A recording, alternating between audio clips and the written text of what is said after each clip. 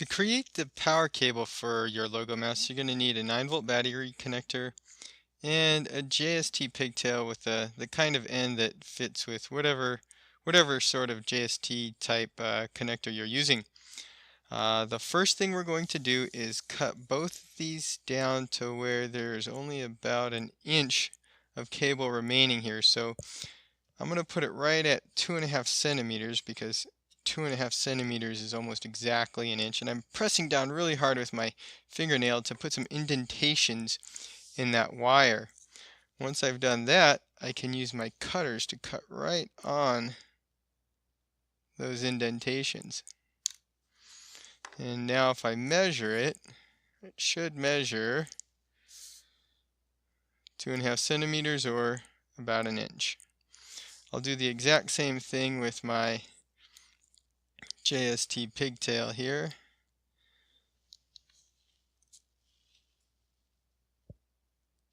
Just pressing really hard with my thumb to get some indentations right there. A little bit hard to see through the camera. And there we go. Now at this point, it's okay to uncoil or untwist these wires here so that they're two separate. Make sure you don't pull on them. You don't want to pull them out of this housing here.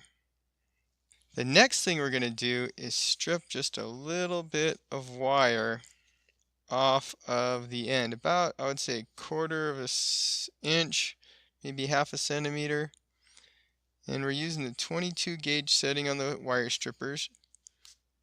So that's about how much wire I've left. I'll go ahead and measure it so we can see how much that is.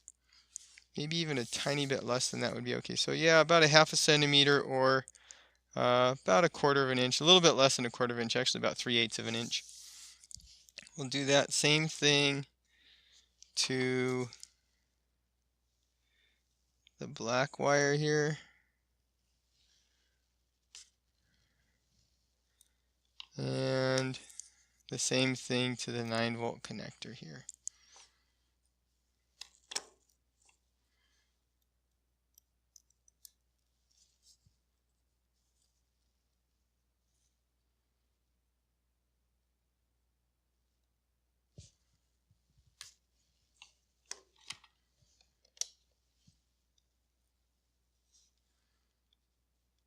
I'm going to twist the ends so that those little stray wires don't cause problems.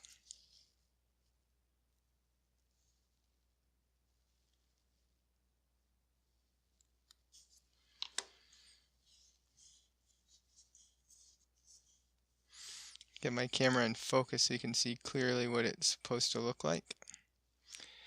Now the next thing I'm going to do is put a little bit of flux on the end of both of these so that I can tin the wires. What this does is it makes it easy for me to solder them together here in just a minute. And to help me with this, I'm going to use my helping hands. I don't have a fancy set of helping hands. I just have kind of a homemade version here that's just attached to a big piece of wire and a big heavy piece of wood. But it does the same thing. So now I'm going to put a little solder on the tip of my iron and clean it, tin the end of the iron, and then I am going to put a little solder right on the end of this wire and that one, and it should just flow in there. If I heat up the wire, the solder should flow. I should not have to paint it on the wire. If you find yourself brushing the wire with the iron trying to get the solder on there, you're doing something wrong, and I would recommend asking for help and or using more flux. Now I have a little bit more. I'm going to put on the JST pigtail. I'm going to put it on here now. I got a little bit extra there. Put some on this one. And now I can solder them together. But before I solder them together, I want to cut some shrink tubing. So I have some shrink tubing here, and I want to cut, I'd say, probably about 3/4 of an inch. You don't want too much because otherwise um, you can't slide it over the wire. Our wires are only an inch long, so it has to be shorter than that. Once you have your shrink tubing cut, slide it over the red wire and the black wire on the battery terminal side. And you can see both pieces of shrink tubing just barely slide on there. That works out pretty good. Now what I'm going to do is I'm going to use my helping hands to hold the battery side here just like that. And then I'm going to use, I can just with my hand hold this wire so that it's right next to the other one, just like that. I'm going to put a little bit of solder on the tip of my iron. I'll clean it again real quick.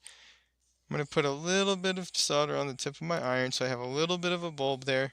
I don't need much because I already have solder on each wire here. I'm just going to touch it to both of them and they should just flow together real easy. Then I need to do the exact same thing with the black wires. Again, putting just a little bit of solder on the end of my iron and getting them to where they lap by each other.